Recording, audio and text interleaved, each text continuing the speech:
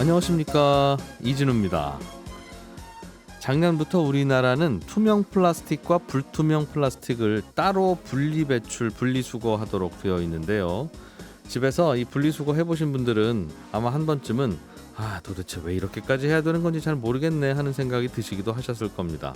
이게 정부가 조금 좀 번거로우시더라도 투명 플라스틱만 따로 분리 배출을 해주시면, 그렇게 하면 고품질의 재활용 원료가 만들어집니다 라는 취지로 그렇게 하고 있는 건데, 지금 방식에 그래도 이런저런 문제점들이 많다 하는 지적이 또 함께 나오고 있습니다. 오늘은 이 어떤 점들이 문제고 그 문제점들을 해결하려면 또 어떤 방안이 필요할지, 플라스틱 분리 배출과 관련한 뜨거운 토론 오늘 집중적으로 들어보려고 합니다. 8월 15일 광복절 아침 손에 잡히는 경제 곧 시작합니다.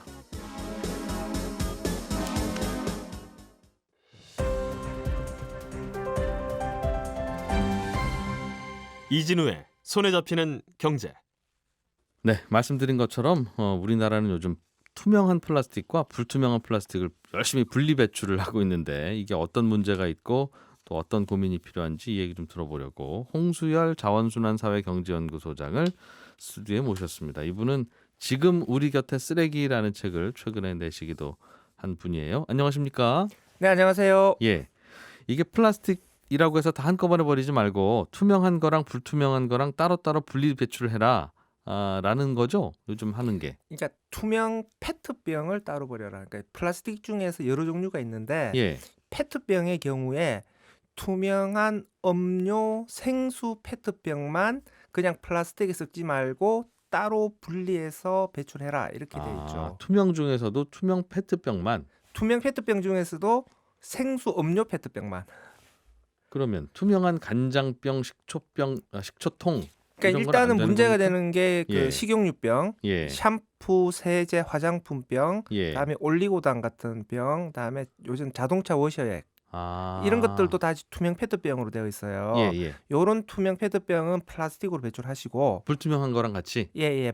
그 뭐 막걸리 같은 것도 불투명한 거고요. 예. 그러니까 그런 것들은 유색이 있는 것들은 다 플라스틱으로 배출하시고, 투명한 페트병이라고 하더라도 음료 생수 이외의 용도의 병들은 다 플라스틱으로 배출해라. 자동차 워셔액은 저도 한번 넣어봤습니다만 다 넣고 나면 정말 생수병이랑 똑같은 것만 남던데. 투명하게. 예전에는 검은색 병이었거든요. 예. 근데 이게 투명한 병으로 바꾸면서 네. 또 소비자들 헷갈리게 만들었죠. 그런데 우리는 그거는 또 투명한 걸로 분류하면 안 되는 건가요? 그 내용물 때문에, 그러니까 지금은 그러니까 생수하고 음료 페트병만 따로 모으자. 따로 모으자. 지금 일본 같은 경우에는 간장하고 식초까지는 봐주거든요. 예. 그래서 우리나라도 암묵적으로는 좀 세척만 잘하면 간장, 식초병도 저는 될 거라고 생각해요. 그래요? 아니, 투명하기만 하면 됐지. 투명한 페트병에 그 전에 콜라가 담겨 있든 사이다가 담겨 있든 간장이 담겨 있든 다 먹고 버리는 건데 무슨 관계가 있다고 그걸 또 그 중에서도 음료와 생수만 따로 분류하라고 하는 거예요? 그러니까 이제 기름이라든지 아니면 샴푸, 세제, 화장품병이라든지 자동차 워시액이라든지, 예. 그러니까 이런 것들은 일단은 우리가 세척을 해서 버리더라도 내용물이 안쪽에 미세하게 잔류한다라고 봐요. 그러니까 있기야 있겠죠. 그게 그 페트병으로 약간 조금 스며들었다고 보는 거죠. 우리 그러니까 아주 극미량인데요. 예. 그러니까 이제 표면에 그 담아놓은 용기를, 그 액체를 담아놓았던 그 기간 동안에 예. 조금 스며드는 거죠. 그러니까 이건 우리가 아무리 세척을 하더라도 안 된다. 세척이 안 되는 것이고요. 이게 고품질로 재활용을 하다 보니 이렇게 극미량이 남아 있는 것들도 재생원료 품질에 영향을 준다고 보니까. 그래요? 예. 그리고 특히 이제 생수 음료 페트병은 앞으로의 방향성이 다시 생수 음료 페트병으로 만드는 거거든요. 우리가 그렇게 별도로 따로 모으면 네. 그거를 다시 생수 페트병으로 만드는 것을 목표로 하는 거니까. 예. 내용물이 잔류를 하게 되면, 특히 샴푸, 세제, 화장품병이나 자동차 워시액 같은 것들은 화학 물질이잖아요. 예. 이런 것들이 잔류를 하게 되면은 그 위생과 안전의 문제까지도 연결되니까 아예 처음부터 따로 격리해서 관리하자. 이건 나중에 녹여서 다시 생수병 만들 테니 네. 마실 수 있는 것만 담아 놓은 걸로 하자. 소장님, 그거 어차피 나중에 녹여서 다시 만들 거면 뜨겁게 뭔가 가열해서 아예 성형을 다시 하는 걸 텐데 그 과정에서 살짝 간장이나 아니면 뭐 혹은 뭐 워셔액이 좀 들어 있었다고 하더라도 다 날아가지 않습니까? 그러니까 이제 간장이나 식초 같은 음료의 경우에는 이제 어차피 사람 먹을 수 있는 식품이니까 거니까. 이제 일본 같은 경우는 그래서 세척만 잘하면 음, 생수 음료하고 같은 그룹으로 예, 보는 예. 거고요. 예. 나머지 그룹들의 경우에는 가열해서 녹인다고 하더라도 그 네. 과정에서 그러니까 완벽하게 제거가 안 된다라고 아. 보는 건데 기술적으로는 가능하다라고도 얘기하는 그룹들은 있어요. 예, 예. 지금 그 어쨌든 그 다시 페트병용 재생 원료를 만드는 공정 자체가 여러 단계를 거치는 거거든요. 그 예. 과정에서 그 유해 물질을 가열해서 날려보내는 공정도 있긴 해요. 아하. 그래서 문제가 없다라고 음. 하는 사람들도 있는데 네. 어쨌든 그 우리나라 국민들한테도 그런 게 섞이는 모습을 보여주면 좀 찝찝하실 테니. 예, 저래도 되는 거냐라고 하는 심리적 효과도 있기 때문에 아예 네. 뭔가 문제 제기가 나올 수 있는 일말에 싹 또 잘라버리자. 그렇게 하자. 예, 이런 생각도 있는 것 같아요. 그러면 지금은 완전히 생수와 음료수 PET병 중에서 투명한 것만 이제 따로 모으게 한다는 건데 그렇죠. 잘 되고 있습니까? 그게? 뭐 저도 오늘 설명 다시 듣고 나니까 그래. 그 자동차 워셔액 PET나 좀 다른 게 들어 있었던 거는 따로 버려야 되겠다는 걸 지금 알았거든요. 홍보가 많이 되고 있지만 여전히 이제 많이 헷갈려 하시는 경우도 있죠. 그리고 분리배출 표시 자체가 문제가 있어요. 예. 그러니까 생수 음료 투명 페트병만 따로 모을 거면 예. 그러니까 생수 음료 투명 페트병만 분리배출 표시에 페트병이라고 하고 그렇죠. 나머지는 플라스틱으로 배출하라는 거잖아요. 예, 예. 그럼 분리배출 표시에 투명 페트라고 하더라도 그냥 플라스틱으로 분리배출 표시를 해서 아하. 하면 되는데 지금 뭐 자동차 워시액이나 아니면 샴푸 세제병들도 페트병으로 돼 있어요. 아, 표시 자체도. 예, 그러니까 소비자 입장에서는 더 헷갈리게 되는 것이죠. 그래서 일단 분리배출 표시 자체를 좀 자세하게 다르게 하자. 그러니까 투명 페트병에 한정해서 생수 음료 투명 페트병에 한정해서만 페트병이라고 표시를 하고 네. 나머지는 다 플라스틱으로 표시를 하자라고 음. 하는 것이고 어쨌든 뭐 이 부분은 시행 초기니까 네. 국민들에게 계속 홍보를 더 강화해야 되는 것이죠. 근데 그보다 더 큰 문제는 네. 분리배출 하잖아요. 예. 분리배출 한 게 예. 나중에 그 가져갈 때 혹은 선별할 때 또 섞여버려요. 응? 아니 기껏 분리해 드렸더니 왜 다시 섞어요? 이게 이제 인프라의 문제인데요. 예, 예. 그 이제 우리가 따로 분리 배출하면 선별장에서도 생수 음료 투명 페트병만을 따로 선별할 수 있는 전용 라인이 갖춰져 있어야 되거든요. 그렇죠. 그런데 예. 이런 전용 라인이 갖춰져 있는 선별장이 일부에 불과한 거죠. 그러니까 100%가 다 그렇게 돼 있는 건 아니에요, 지금. 예. 그러다 보니까 어차피 한꺼번에 선별해야 되는 선별장 같은 경우에는 따로 분리 배출해도 그냥 한꺼번에 선별해야 되니까 자기들이 그냥 섞어버리는 거죠. 그러니까 우리가 플라스틱, 뭐 PET, 투명 PET 뭐 이렇게 따로 분리하셔도 그 선별 분리장에서 그런 플라스틱 라인 또 투명 플라스틱 라인 이런 작업장이 따로 있으면 따로 보내면 되는데 어차피 커다란 공간에서 여기서는 플라스틱을 다시 재분리하는 거예요. 라고 그런 작업장이 하나밖에 없군요. 그러니까 한 개 선별 라인이니까. 어차피 다 다시 들이붓고 또 거기서 사람이 또 일일이 가려내야 된다. 그렇죠. 그러니까 이제 인프라가 다 그렇게 완비가 된 다음에 분리 배출이 그렇게 맞춰야 되는데 예. 인프라가 갖춰지기 전에 분리 배출이 먼저 바뀌어 버린 거죠. 아하, 무슨 어떤 구조인지 알겠어요. 그럼요, 소장님. 지금 이렇게 투명한 음료와 투명한 생수 PET만 따로 배출하라고 하는 건 그건 따로 모아서 우리가 생수병이나 그 음료병으로 다시 재활용하기 위해서다라고 설명을 해주셨는데 그 다른 투명한 것들도 그냥 모아서 비식용으로 그냥 쓰면 안 됩니까? 그렇게 써도 되는 거죠. 그러니까 예. 투명한 생수병을 다시 생수병으로 만들어도 되는 거고 화장품 페트병을 다시 화장품 페트병으로 만들어도 되는 거고. 그러니까 생수병을 그냥 옷이나 가방 같은 원료로 쓰는 것으로 보내도 되지 않느냐 하는 겁니다. 그러니까 지금도 여전히 그 섬유로도 많이 예. 재활용을 해요. 예.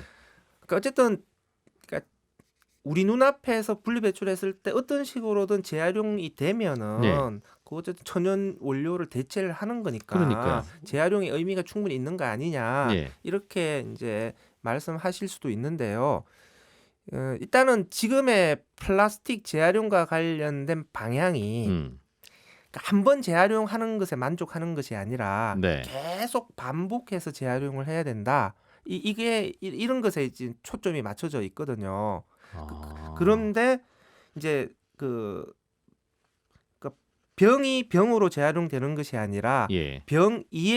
병과 다른 방식으로 재활용이 되면 옷이나 가방으로. 그러니까 옷이나 가방으로 재활용되면 옷이나 가방은 이제 쓰레기로 버려지는 거거든요. 아, 다시 페트병으로 안 되니까. 네, 반복 재활용이 되지 않는 거니까 일단은 병은 병으로 재활용을 하자. 아, 그래서. 그리고 그러면 섬유는 어떡하냐? 네. 섬유도 섬유로 재활용할 수 있는 체계를 마련을 해야 되는 것이죠. 그러니까 일단 시작점인 것이죠. 그래서 병은 병으로 섬유는 섬유로 계속 예. 같은 용도로 계속 반복하는 구조를 만들어서 플라스틱이 계속 끊임없이 순환되는 구조로 만들자. 지금은 한번 재활용되고 나서 쓰레기로 버려지는 일단 네. 낮은 방향으로 물길이 흘러가는 건데 네. 이것을 위로 올리자는 거죠. 위로 올려서 계속 같이 이렇게 돌자. 플라스틱을 그냥 땅에다 묻는 거가 제일 나쁘고 네. 플라스틱을 한번 다시 수거해서 재활용해서 뭐 옷이나 다른 플라스틱으로 재활용하는 건 그 다음 좋은 건데 그거 만들고 나면 그 다음부터는 그 옷을 다시 재활용하기는 어려우니 만약에 이제 페트병이 옷으로 만들어져요. 예. 근데 그 옷이 다시 섬유로 또 재활용될 수 있으면 좋은데. 문제가 없을 거예요. 그러면은 뭐 다른 용도로 재활용이 되더라도 어쨌든 계속해서 끊임없이 재활용이 되니까 문제가 없을 텐데 지금은 섬유가 섬유로 재활용되는 구조가 끊겨 있어서 예. 한 번 재활용하고 쓰레기로 버려지는 낭비적인 흐름이니까 일단은 페트병은 페트병으로 돌리는 것에서 시작을 알겠습니다. 하고 섬유도 섬유로 재활용하는 구조로 계속 발전해 가자 이렇게 보는 거죠. 예. 그냥 새로운 플라스틱으로 페트병 만드는 게 더 싸지 않습니까? 이렇게 열심히 우리가 분류해서 재활용하면 그거 분리해서 가져가고 또 하고 하는데 비용이 혹시 더 들지는 않아요? 지금처럼 고품질로 재활용을 하자라고 예. 방향을 잡게 되면 현재 시점에서는 재활용하는 게 비용이 더 들어가요. 예. 그래서 최근에 유럽이나 미국 시장에서는 페트병으로 만드는 재생원료는 석유로 예. 만든 신재료보다 뭐 가격이 2배예요. 아, 오히려 차라리 새로 만들고 마는 게 낫지. 네네. 오히려 이제 제 예상이 맞았네요. 예, 신재료로 만드는 게 비용이 훨씬 더 싼데 예. 근데 장기적으로 보게 되면은 계속 석유를 투입을 해서 네. 플라스틱을 만들어서 사용하고 종국에는 태우는 방식이잖아요. 그렇습니다. 이것이 결국 온실가스 배출의 문제를 발생시키는 거니까 어차피 지금 화석 연료는 우리 경제 시스템에서 퇴출하자라고 하는 것이 탄소 중립의 흐름이잖아요. 예. 그러니까 석유를 계속해서 투입해서 플라스틱을 만든 이 구조가 지금은 쌀지를 모르겠지만 앞으로 지속 가능하지는 않을 거다 않으니까. 그런 것이니까 좀 비싸더라도 지금 비싸더라도 계속 돌리는 구조로 가는 것이 장기적으로 오게 되면 더 싸게 먹히는 것이다 이렇게 보는 거죠.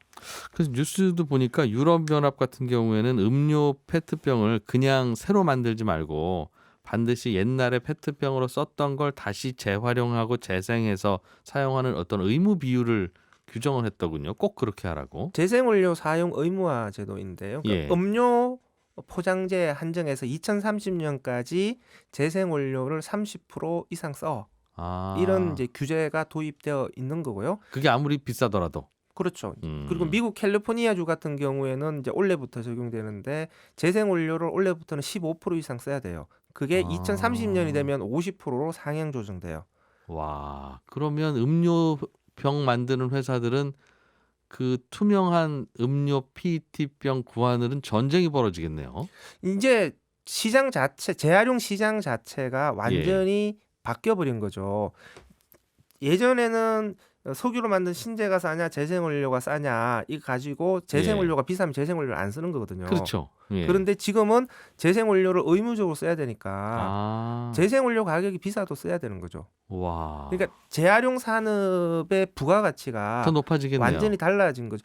그러니까 사실은 이제 고품질로 재활용을 하려면 그만큼 투자를 많이 해야 되기 때문에 재활용 비용이 비싸질 수밖에 없고 재생원료를 비싸게 팔아야 되는데 그동안에는 비싸면 안 샀으니까 네. 재활용 산업에 투자를 못 한 거죠. 아하. 재활용 산업에 투자를 못하면 재생원료의 품질이 개선되지 않을 거고 그러니까 이런 악순환이었는데 지금은 재생원료 사용 의무화 제도를 이야기를 하게 되면 네. 이제 비사도 써야 되니까 재활용 산업에 투자를 할 수가 있게 되고 그러니까 이제 대기업들도 야. 재활용 시장에 엄청나게 들어오고 있는 거죠. 그럼 우리나라도 그럽니까? 유럽과 캘리포니아는 그런 규제가 생겼다고 말씀 주셨는데 우리나라도 재생원료 사용 의무화 제도를 도입을 했는데 작년에 예. 이제 약간 무늬만 제도예요.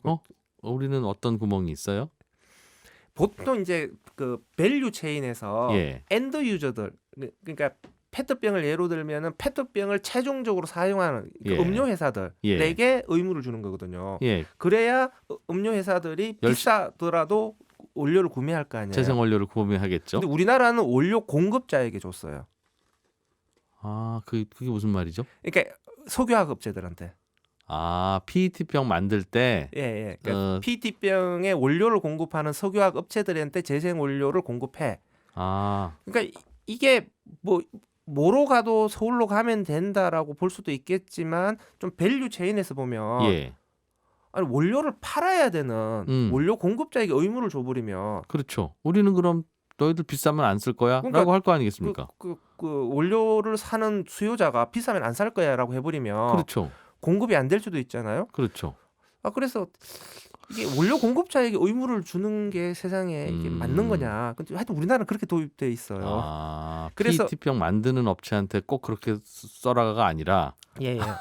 그렇게 되면은 이 플라스틱 재활용 업체와 그 원료 공급자가 다른데 지금. 그렇죠. 그럼 대기업 보고 플라스틱 재활용 시장 가고 들어오라는 소리냐? 이렇게 되면 또 대기업과 플라스틱 재활용 업체 사이에 그 갈등도 벌어질 거고. 네. 다음에 재생 원료의 가격이 그 지금 유럽이나 미국처럼 충분히 올라갈 거냐? 네. 이런 구조면 올라가기 힘들죠. 그렇겠네요. 이러면 재활용 산업에 충분한 투자가 되면서 외국과 관련해서 경쟁력이 벌어지겠냐? 네. 이게 잘못하면요, 우리나라 재생 원료가 외국으로 수출될 수도 있어요. 가격 격차가 이렇게 벌어지면. 그렇겠네요. 우리나라 기껏 투명 플라스틱 만들어서 분리해 놓으면 사가는 쪽에서 비싸게 사가줘야 되는데 우리도 비싸게 사가봐야 저 음료 제조업체에서 그거 안 사갑니다. 그러면 중간에서 그러다가 정말 수출해 버릴 수도 있겠네요. 이제 우리나라가 바틀 투 바틀, 그러니까 음료 그 페트병용으로 재생 원료가 공급되는 기준이 굉장히 까다로워요.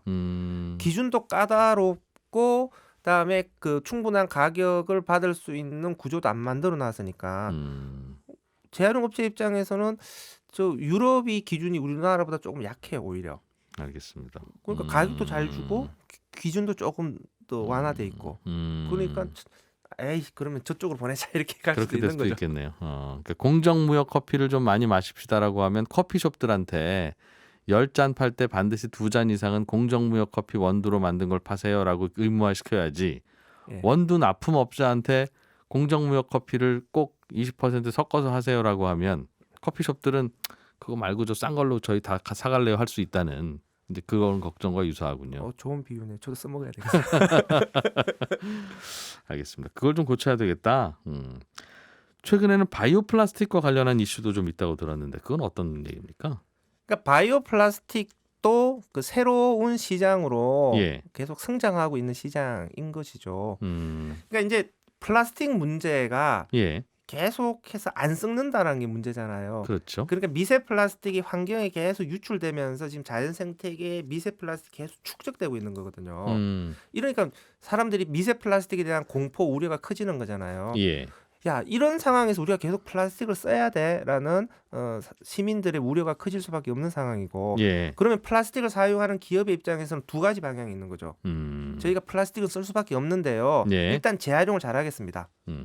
다음 두 번째로는 그 썩는 플라스틱으로 가겠습니다. 네. 혹은 석유가 아닌 식물을 원료로 만드는 플라스틱으로 가겠습니다. 잘 썩으니까. 그러니까 잘 썩는 플라스틱과 식물을 원료로 만드는 플라스틱을 다 합해서 바이오 플라스틱이라고 얘기하거든요. 예. 그러니까 약간 개념은 달라요. 왜냐하면 잘 썩는 플라스틱은 식물을 원료로 할 수도 있지만 석유로도 만들어요. 예. 다음에 식물로 만든 플라스틱은 식물을 원료로 썼다 뿐이지 안 썩을 수도 있어요. 그러면 그걸 왜 그렇게 굳이 식물로 쓰라고 합니까? 그러니까 식물을 원료로 만든 플라스틱은 태웠을 때 네. 식물을 원료로 썼기 때문에 온실가스 배출을 석유를 태우는 것만큼 유독한 기체가 안 나온다. 아니 온실가스 측면에서 예. 석유를 태워서 이산화탄소가 나가면 온실가스 배출로 보는데요. 네. 식물을 태우면은 온실가스 배출을 안 봐요. 실제로도 안 나옵니까? 아니 이산화탄소는 나오죠. 네. 그런데 식물이 가지고 있는 탄소는 광합성을 통해서 대기 중에 이산화탄소가 들어온 거잖아요. 예. 그러니까 식물을 태우면 원래 있던 자리로 돌아가는 거니까. 우리가 없던 걸 캐낸 게 아니라 많은 공헌을 한 식물을 태운 거니까 그래도 괜찮습니다. 그러니까 식물을 태우면서 나오는 이산화탄소는 광합성을 통해서 흡수한 탄소가 원래 있던 자리로 돌아가니까 예. 대기 중에 이산화탄소의 농도가 더 증가하는 하지는 않는다. 않는 것으로 보는 거죠. 그러니까 식물을 원료로 사용하게 되면은 태우더라도 온실가스 배출이 줄어드는 걸로 본다. 보는 그러니까 장점이 있는 것이죠. 그래서 예. 그 썩거나 아니면은 석유가 아닌 식물을 원료로 하거나 네. 이 두 가지의 개선이 기존의 석유로 만든 안 썩는 플라스틱을 사용하는 것보다는 낫지 않냐. 그러니까 이런 두 가지 개선을 하는 거죠. 그러니까 석유로 만든 플라스틱을 사용할 때는 어쨌든 재활용을 계속해서 돌리자. 예. 그래서 석유 사용을 줄이자. 다음에 재활용이 안 되는 플라스틱 같은 경우에는 분해가 잘 되거나 아니면 예. 태웠을 때 온실가스가 배출이 되지 않는 원료로 소재로 바꾸자. 이렇게 해서 두 방향으로 플라스틱 문제를 해결하자라고 하는 것이 예. 그 플라스틱 업계의 대응인 거죠 지금. 아. 그러다 보니 이 바이오 플라스틱에 대한 시장이 지금은 전체 플라스틱 시장에서 한 1%에서 2% 정도거든요. 예. 근데 이 시장이 앞으로 계속해서 커질 수밖에 없을 것이다. 아. 이렇게 보고 우리나라의 이제 석유화학 업체들도 석유로 만드는 플라스틱은 장기적으로 보면 자초 산업이에요. 좌초 산업. 그렇죠. 음. 어쨌든 퇴출될 수밖에 없는 예. 산업이니까 석유로 플라스틱을 만드는 것만으로는 앞으로 먹고 살기 어렵죠. 그러다 보니 이제 두 가지 우리도 재활용하겠습니다. 그래서 석유화학 업계들이 재활용 산업에 자꾸 진출하려고 하는 거고 두 번째로는 쓰레기장을 뭘 만들든 뭘 어떻게 하든 그렇죠. 이제 석유로 만드는 신재료를 공급하는 것에서 플라스틱을 재활용한 재생원료를 공급해주는 쪽. 어쨌든 그 시장이 크니까. 예, 어쨌든 원료 공급자로서의 지위를 예. 그런 식으로 유지를 하겠다라고 네. 하는 게 하나가 있는 거고 두 번째로는 이제 바이오 플라스틱 산업에 또 석유화학 업계들이 적극적으로 진출할 수밖에 없는 것이죠. 그러니까 석유화학 산업의 일종의 미래를 본 생존 전략이 재생원료 공급과 바이오 플라스틱 공급 네. 두 가지로 가는 거죠. 알겠습니다. 전반적으로 우리가 인류가 플라스틱을 어떻게 재활용할지에 대한 큰 그림이 오늘 다 설명된 거네요. 그러니까. 그렇죠. 가능하면 계속 쓰고 재활용하고 다시 녹여서 쓸 수 있는 건 쓰자. 그게 오늘 투명한 플라스틱을 굳이 어렵게 뽑아서 배출하는 이유고. 이제 시작인 거죠. 이런 구조로 가자. 그러니까 플라스틱 순환 경제 시스템으로 가자라고 하는 것의 첫 출발점이 그렇군요. 생수음료 투명 페트병을 분리배출해서 병으로 돌리자. 야, 이게 예전 같으면 그냥 만들어서 써서 버리고 나머지 알아서 하고 이랬었던 건데 이걸 또 이렇게 큰 그림으로 돌리는군요. 잘 배웠습니다. 네, 오늘 홍수열 자원순환 사회경제연구소장으로부터 플라스틱 재생 트렌드 자세하게 잘 배웠네요. 말씀 고맙습니다. 네, 감사합니다. 예, 저는 11시 5분에 이어지는 손에 잡히는 경제 플러스에서 또 한 번 인사드리러 오겠습니다. 이진우였습니다. 들어주신 여러분 고맙습니다.